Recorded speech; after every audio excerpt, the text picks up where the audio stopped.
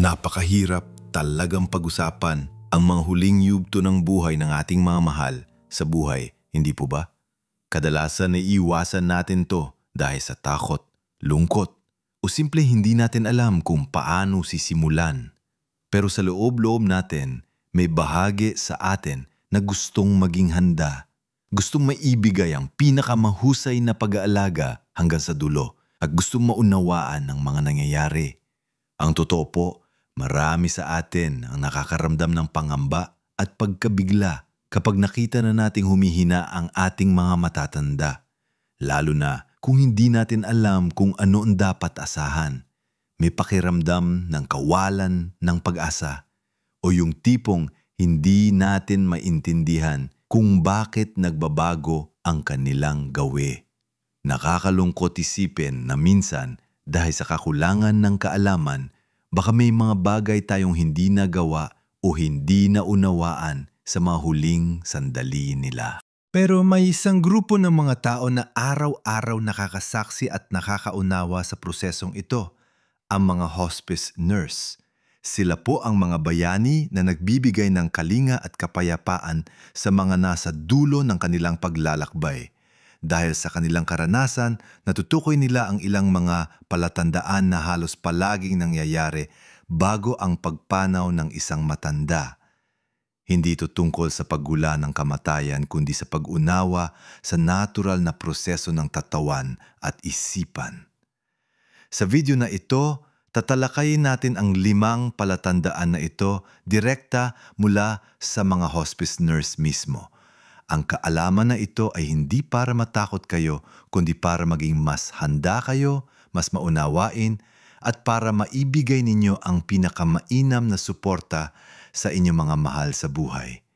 Manatili hanggang dulo dahil maihahanda akong mahalagang mensahe para sa inyo na siguradong makakatulong sa pagharap sa mga huling sandali ng ating mga mahal sa buhay. Ang isa sa mga pinakaunang palatandaan na madalas napapansin ng mga hospice nurse at ito rin ang isa sa pinakamahirap tanggapin para sa mga pamilya ay ang pagbabago sa kanilang pagkain at tag-inom. Ito po ay isang napakakaraniwang yugto pero madalas itong nadudulot ng matinding pag-aalala. Isipin nyo na lang po, sa kultura nating mga Pilipino, ang pagkain ay simbolo ng pagmamahal at pag-aalaga. Kapag nakita nating hindi na kumakain o umiinom ng maayos ang ating lolo o lola, ang agad natin naisip ay baka nagugutom sila o nauuhaw at pakiramdam natin ay nagkukulang tayo sa pag-aalaga. Pero ang totoo po, habang papalapit ang pagtatapos ng buhay, natural lang na bumabagal ang metabolismo ng katawan. Hindi na kailangan ng katawan ang maraming enerhiya tulad ng dati, kaya unti-unti nilang nawawala ang gana sa pagkain at pag-inom. Sa simula, maaring mapansin nyo na mas gusto na lang nila ang malambot na pagkain tulad ng lugaw, sopas o saba. Nawawalan sila ng interes sa mga paborito nilang ulam na dati ay kinakain nila ng buong gana. Pagkatapos, darating ang punto na mas kaunting pagkain na lang ang kanilang kayang lunukin o minsan ay ayaw na nilang kumain ng kahit ano, tanging tubig o juice na lang. Sa mga huling araw, maaring tuluyan na silang tumangi kahit sa pag-inom. Hindi po ito dahil nagpapabantay sila o dahil sinasadya nila. Ito po ay natural na bahagi ng proseso. Ang kanilang katawan ay nagsasara na at ang palunaw ay bumapagal din.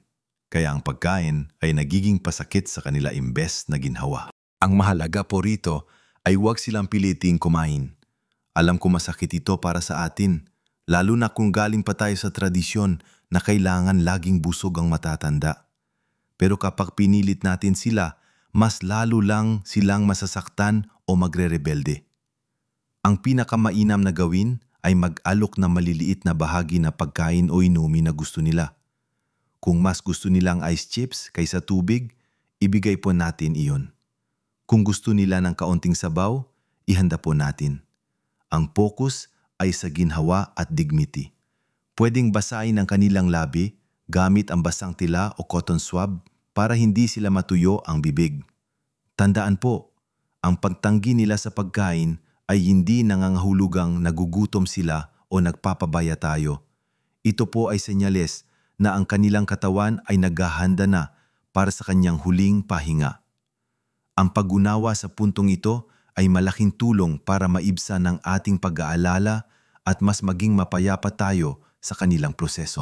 Maraming pamilya ang nakakapansin na kapag ang isang matanda ay nasa ganitong yugto na, nagiging mas matulog sila at tila ba bumababa ang kanilang enerhiya. Ito na po ang panggalawang palatandaan na madalas makita ng mga hospice nurse, ang pagtaas ng oras ng pagtulog at pag-withdraw. Kung dati ay gising pa sila ng matagal, na yon ay mas marami na silang oras na ginugugol sa pagtulog o pagpapahinga. Hindi po ito tulad ng ordinaryong pagtulog, minsan para silang nagigising pero agad ding bumabalik sa pagtulog, o tila ba hindi na sila ganun kaintindihan sa paligid. Ang pagtulog po ay nagiging isang uri ng escape para sa kanila, o simpleng paraan ng katawan upang magtipid ng enerhiya. Sa mga huling yugto ng buhay, ang katawan ay napapagod na sa pakikipaglaban, at ang pagtulog ay nagbibigay ng kapayapaan at tahinga. Kasabay ng pagtaas ng oras ng pagtulog ay ang pag-withdraw mula sa social interaction.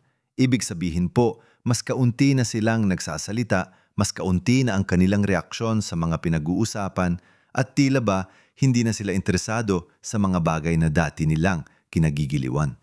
Kung dati ay gusto pa nilang magkwento o makinig ng balita, na yon ay mas gusto na lang nilang manahimik o ipikit ang kanilang mga mata. Maaaring hindi na rin sila makakilala ng ibang tao. O minsan ay nagkakamali sila sa kanilang mga salita o guni-guni. Hindi po ito nangangahulugang hindi na nila tayo mahal o sadyang ayaw na nilang makipag-ugnayan. Ito po ay bahagi ng natural na pagtalikod ng kanilang isipan sa labas at pagtuon sa loob. Parang naghahanda na sila para sa isang mahabang paglalakbay, at unti-unti silang bumabalik sa kanilang sarili. Sa ganitong sitwasyon, ang mahalaga po ay patuloy nating iparamdam ang ating presensya at pagmamahal. Maaari pa rin silang kausapin kahit alam nating hindi na sila gaanong nakakapag-respond. Sabihin niyo po ang mga salitang mahal kita o nandito lang ako o salamat sa lahat. Ang paghawak sa kanilang kamay, paghaplos sa kanilang buhok o simpleng pag-upo sa tabi nila ay malaking ginhawa na sa kanila. Pwede rin pong magpatugtog ng malambot na musika na paborito nila o magbasa ng panalangin. Ang mahalaga ay maramdaman nila na hindi sila nag-iisa. Huwag po nating ipilit na maging aktibo sila o makipag-ugnayan kung ayaw na nila. Respetuhin po natin ang kanilang pangangailangan para sa kapayapaan at pahinga. Minsan, mas makabubuti pa ang katahimikan at ang simpleng presensya. Ang ikatlong palatandaan na madalas nakikita ng mga hospice nurses ay ang pagbabago sa kanilang paghinga. Ito po ay maaring nakakabahala para sa mga pamilya dahil hindi ito ang normal na paghinga na ating nakasanayan. Isa sa mga pinakakaraniwang pagbabago ay ang tinatawag na Cheyne-Stokes breathing, kung saan nagpapalit-palit ang kanilang paghinga mula sa malalim at mabilis na paghinga na susundan ng mababaw at mahiinang paghinga, at pagkatapos ay may mahabang pagtigil bago bumalik sa paghinga. Minsan, makakarinig din kayo ng parang gurgling sound o death rattle. Ito po ay dahil sa pagdami ng plema sa likod ng lalamunan o baga na hindi na nila kayang lunukin o iubo.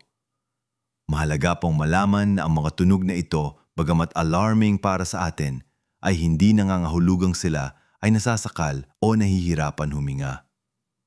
Kadalasan, ang taong nakakaranas ito ay hindi na po nakakaramdam ng paghihirap o discomfort. Ang paghina na ito ay sani ng paghina ng sirkulasyon ng dugo at pagbabago sa chemical balance sa katawan.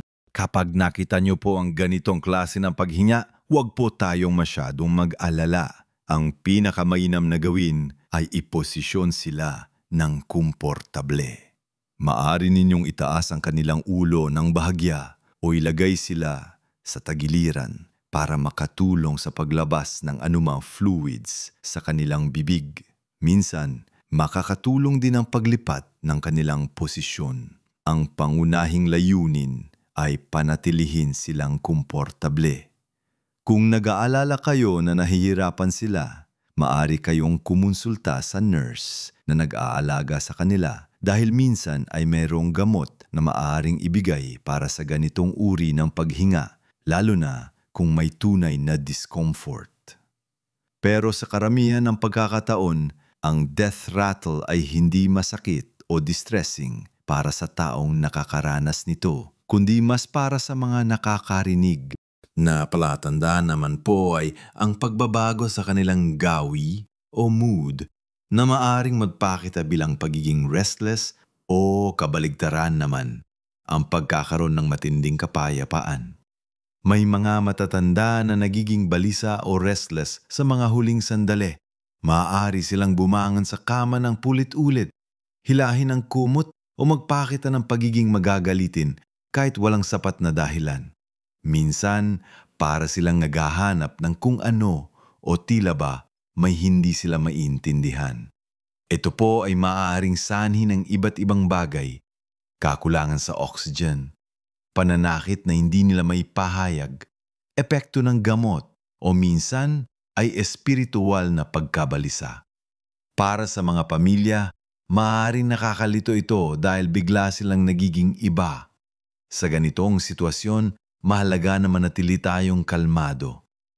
Sigurado rin na walang anumang pumipigil sa kanila o nagdudulot ng discomfort. Maaring subukan ang paghawak sa kanilang kamay, pagpaparinig ng nakaka-relax na musika, o simpleng pagpapakita ng pagmamahal at pagtiyak na ligtas sila. Kung may pinagmulan na physical discomfort, kailangan itong i-address ng nurse o doktor. Sa kabilang banda, mayroon din namang mga matatanda na sa huling yugto ng kanilang buhay ay nagpapakita ng matinding kapayapaan. Parang bigla na lang silang nagiging kalmado, tahimik, at tila ba tanggap na nilang lahat. Ang kanilang mga mata ay maaaring maging malinaw at payapa at kung minsan ay yung ingiti pa sila ng walang dahilan. Maaari rin nilang marinig ang boses ng mga mahal sa buhay na nauna na sa kanila o makita ang mga hindi nakikita ng iba. Ito po ay tinatawag na visions o pre-death experiences na karaniwan sa mga nalalapit na sa pagpanaw. Sa ganitong sitwasyon, ang pinakamagandang gawin ay hayaan sila at pahalagaan ang mga sandaling ito ng kapayapaan. Ito ay isang magandang senyales na sila ay nasa proseso ng pagtanggap at naghahanda na sa kanilang paglalakbay. Hindi na po natin kailangan pang tanungin o gisingin sila. Mas mainam na sumama na lang tayo sa kanilang katahimikan at iparamdam ang ating pagmamahal sa pamamagitan ng simpleng presensya. Ang panglima at huling palatandaan na madalas na obserbahan ng mga hospice nurse ay ang pagbabago sa temperatura ng katawan at sa hitsura ng balat. Ito po ay nangyayari dahil sa paghina ng sirkulasyon ng dugo sa buong katawan. Kadalasan, ang mga kamay at paa ng matanda ay lumalamig at maari maging purplish o bluish, lalo na sa mga dulo ng daliri. Ito po ay tinatawag na mottling. Maari rin itong kumalat sa braso, binti at kahit sa tuhod. Hindi po ito nangangahulugan na giniginaw sila dahil ang kanilang pakiramdam sa lamig ay bumababa na rin. Ito ay simpleng senyales na ang dugo ay mas bumabalik na sa core ng katawan para mapanatili ang function ng vital organs at unti-unting humihina ang daloy sa Kapag nakita niyo po ang mottling sa balat na inyong mahal sa buhay, huwag po kayong matakot. Ang pinakamainam na gawin ay takpan sila ng kumot para magbigay ng init at ginawa. Subalit, iwasan ang paggamit ng heating pads o electric blankets ng direkta sa balat dahil maaari itong magdulot ng paso dahil hindi na nila maramdaman ang sobrang init. Ang simpleng pagmamasahe sa kanilang kamay o paa ay makakatulong din, hindi para sa sirkulasyon, kundi para magbigay ng malambot na touch at pagmamahal. Ito po ay isang huling senyales na ang katawan ay unti-unti nang naghahanda para sa huling pamamahalam.